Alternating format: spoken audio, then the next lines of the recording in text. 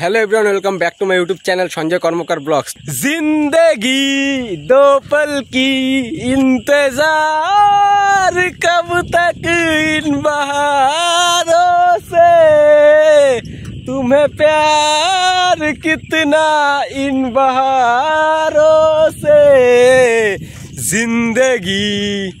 जिंदगी दो पल की इंतजार, कब तक इन बहारों से।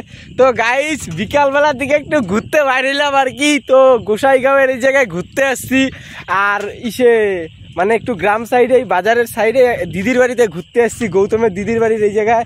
আর এই জায়গায় আসার পর বাড়িতে গিয়ে আর বসে থাকা যায়। তো ফিলিংসের বিকালবেলার দিকে এই খুব সুন্দর একটা রোদ্দু উঠছে, সারাদিন বৃষ্টি হইলো, তো হওয়ার পর বিকালবেলার দিকে একটা ফিলিংসের রোদ্দু উঠছে। তো এই রোদ্দের মধ্যে আর কি এই যে সাইকেল নিয়ে ঘুরতে বের হয়ে পড়ছি, একটা ফিলিংসই আলাদা লেভেলের লাগতেছে। আর এই জায়গায় আসার পর আছে না, খুব সুন্দর লাগতেছে। এই যে রাস্তার মাঝখানে আমি বর্তমানে সাইকেল নিয়ে দাঁড়ায় আছি, আর রাস্তার দুই পাশে আর কি ধান ক্ষেত আছে, জাস্ট অমায়িক ধান ক্ষেত, আর খুব সুন্দর। আর প্রকৃতির সৌন্দর্যের উপরে মনে হয় না কোনো সৌন্দর্য আছে, ঠিক আছে।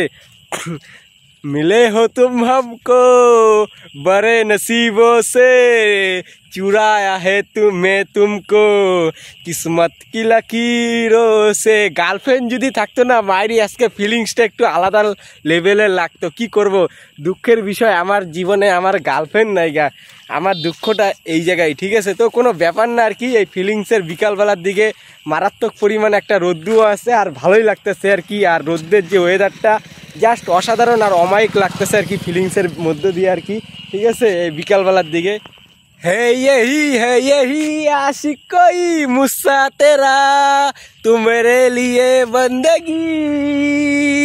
তো গাইজ একটা ফিলিংসই আলাদা লেভেলের লাগতেছে আর কি কই।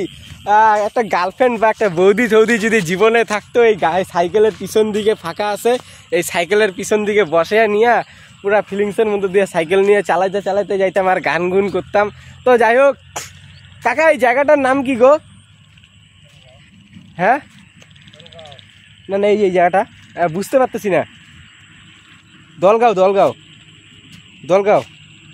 হ্যাঁ কাকা, ও দলগাঁও, এই জায়গাটার নাম হলো দলগাঁও। তো দলগাঁওয়ের ওই দিনকে আমি গেছিলাম ওই সাইডটায়, আজকে আসলাম এই সাইডটায় এই বিকালবেলার দিকে আর কি। আর এই জায়গায় একটা কালভার্ট আছে, এই যে কালভার্টটা তোমরা দেখতেই পাচ্তেছো, এই যে কালভার্টটা।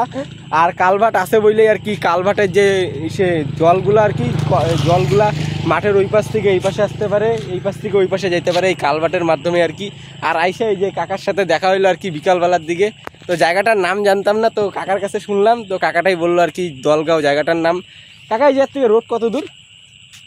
এই তো সামনেই। তো এই জায়গার থেকে ন্যাশনাল হাইওয়ে যে রোডটা, তো সামনেই কাকা বললো। তো চলো একটু সামনের দিকে যাওয়া যাক। আমার বাড়ি এই জায়গায় না কাকা, বেঙ্গল থেকে আসছি দিদির বাড়িতে, তো দিদির মানে বন্ধুর দিদির বাড়ি আসছি, ঘুরতে আসছি আর কি। হ্যাঁ যাই কাকা। কোন জায়গায়? গোসাইগাঁও। আর যে ব্রিজটা আছে না, একটা বড় ব্রিজ আছে না, এই যে দিক দিয়ে যাইতে পারে, যে ওই ব্রিজটা পার করে ডান সাইডে চিনবা, নিবেদন সাহা।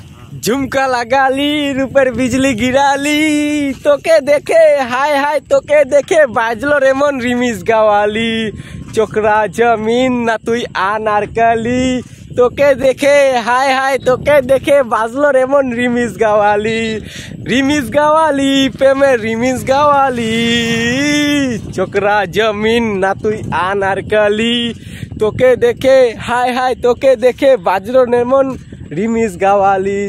তো যাই হোক প্রায় রাস্তাটার অনেকখানি আইসা পড়ছি আর কি সাইকেল নিয়ে এই বিকালবেলার দিকে।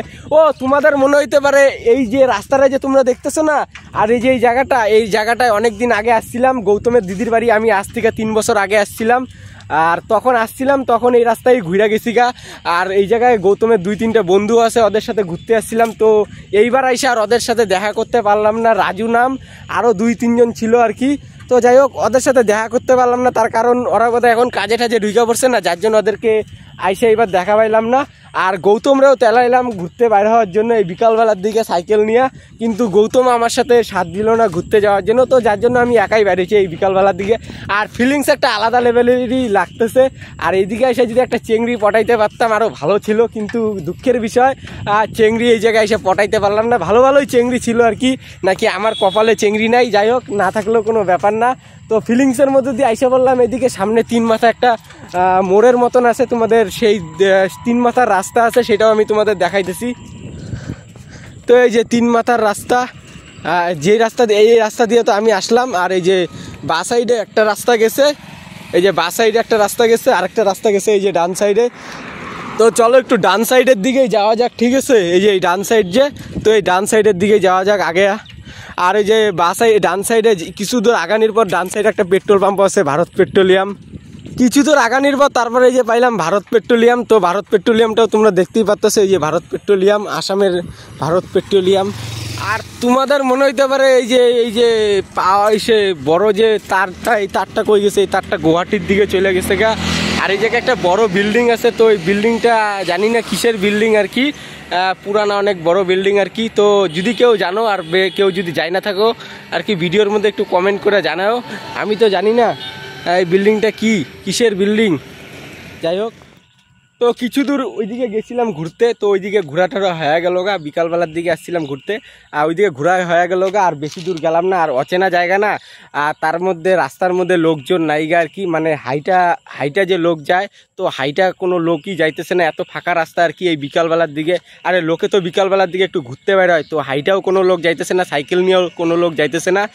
হ্যাঁ, আর যেহেতু অচেনা জায়গা আর কি, তার জন্য আমি আসছি এত দূর থেকে। আর 2-1টা মাঝে মধ্যে বাইক বা টোটো যাইতেছে ওই যে রাস্তা দিয়া, তো তার জন্য আর কি ওই রাস্তা দিয়ে বেশি দূর আগাইলাম না। এখন বর্তমানে আসি আমি এই যে 3 মাথা মোড়টা, যে 3 মাথা মোড়ের এই জায়গায় আসি, এই যে সাইকেল নিয়ে দাঁড়ায়।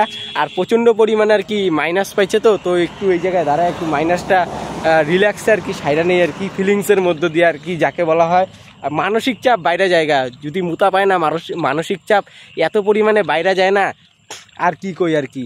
তো এই যে মুইটাই নেই আর কি ফিলিংসের মধ্যে দিয়ে, তারপরে আর কি দেখি কি করা যায়। ও তোমাদের আরেকটা জিনিস দেখাইতে ভুলে গেছি গা, যে এই জায়গার থেকে পাহাড় দেখা যায়, পাহাড়, হ্যাঁ পাহাড় দেখা যায়। তো চলো এখন তোমাদের পাহাড়টা দেখাইতেছি, ঠিক আছে? তো বিকালবেলার দিকে ওই যে তোমরা একদম পাহাড়টা দেখতেই পাচ্ছ, আফসা করে ওই যে পাহাড়টা একদম মাঠের উপরের দিকে, এই যে এইদিকে পাহাড়, তারপরে ওই যে ওইদিকেও পাহাড় দেখতে পাইতেছো। তো তোমাদের মনে হইতে পারে ওইটা কিসের পাহাড়, ওইটা শিলংয়ের পাহাড়। তারপরে ওই যে ওইদিকেও দেখা যাইতেছে আফসা পাহাড় দেখা যাইতেছে আর কি এই দিক থেকে। ব্লগস ভিডিওর মধ্যে ভিডিওটা যদি তোমাদের ভালো লাগে, লাইক কমেন্ট শেয়ার করো, আর নতুন হলে ইউটিউব চ্যানেলটা সাবস্ক্রাইব করে দিও, আর লাইক কমেন্ট কিন্তু অবশ্যই করবা, ঠিক আছে?